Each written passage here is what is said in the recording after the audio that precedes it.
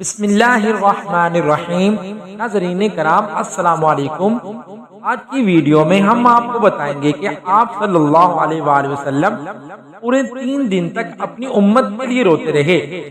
اللہ تعالیٰ نے حضرت جبرائیل علیہ السلام کے ذریعے کیا وحی بھیجی۔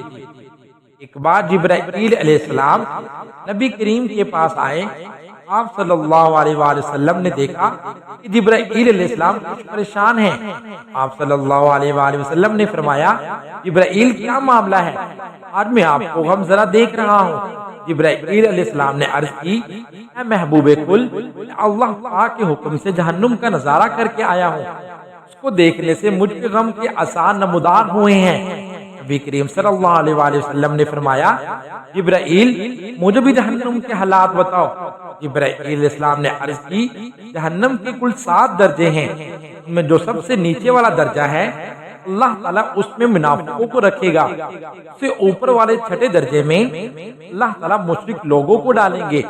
اس سے اوپر 5ویں درجے میں اللہ سورج اور چاند کی پرستش کرنے والوں کو ڈالیں گے۔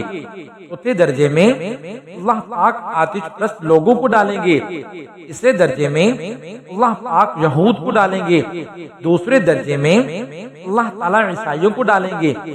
یہ کہہ کر جبرائیل علیہ السلام خاموش ہو گئے۔ نبی کریم صلی اللہ علیہ وآلہ وسلم نے پوچھا، جبرائیل آپ خاموش کیوں ہو گئے؟ مجھے بتائیں پہلے درجے میں کون ہوگا؟ جبرائیل علیہ السلام نے عرض کیا، اے اللہ کے رسول، پہلے درجے میں اللہ پاک آپ کی امت کے گناہگاروں کو ڈالیں گے۔ جب نبی کریم صلی اللہ علیہ وسلم نے یہ سنا، میری امت کو بھی جہنم میں ڈالا جائے گا، آپ صلی اللہ علیہ وسلم بے حد غمگین ہوئے۔ آپ صلی اللہ علیہ وسلم نے اللہ کے حضور دعائیں کرنا شروع کی۔ 3 دن ایسے ہی گزرے۔ اللہ کے محبوب مسجد میں نماز پڑھنے کے لیے تشریف لاتے، نماز پڑھ کر حجرے میں تشریف لے جاتے، دروازہ بند کر کے اللہ کے حضور رو رو کر فریاد کرتے۔ صحابہ حیران تھے، نبی کریم صلی اللہ علیہ وسلم پہ یہ کیسی کیفیت طاری ہوئی ہے؟ مسجد سے حجرے میں جاتے ہیں، گھر بھی تشریف لے کر نہیں جا رہے۔ جب 3را دن ہوا، سیدنا ابو بکر رضی اللہ عنہ سے رہا نہیں گیا، وہ دروازے پہ آئے، دستک دی، سلام کیا، لیکن اسلام کا جواب نہیں آیا۔ آپ روتے ہوئے سیدنا عمر رضی اللہ عنہ کے پاس آئے، فرمایا میں نے سلام کیا لیکن اسلام کا جواب نہ پایا، لہذا آپ جائیں، آپ کو ہو سکتا ہے سلام کا جواب مل جائے۔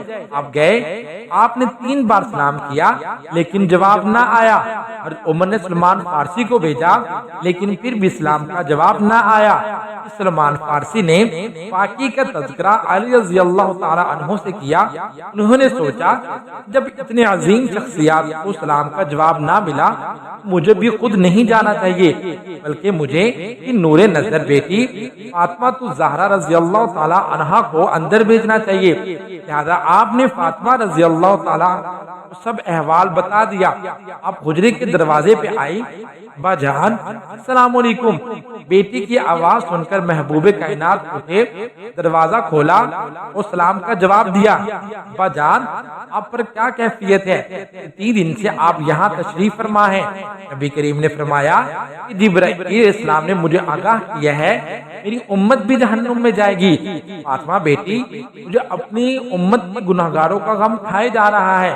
میں اپنے مالک سے دعائیں کر رہا ہوں، اللہ ان کو معاف کر، جہنم سے بری کر۔ یہ کہہ کر آپ ہی سجدے میں چلے گئے، رونا شروع کیا، یا اللہ میری امت کے گناہگاروں پر رحم کر، ان کو جہنم سے آزاد کر۔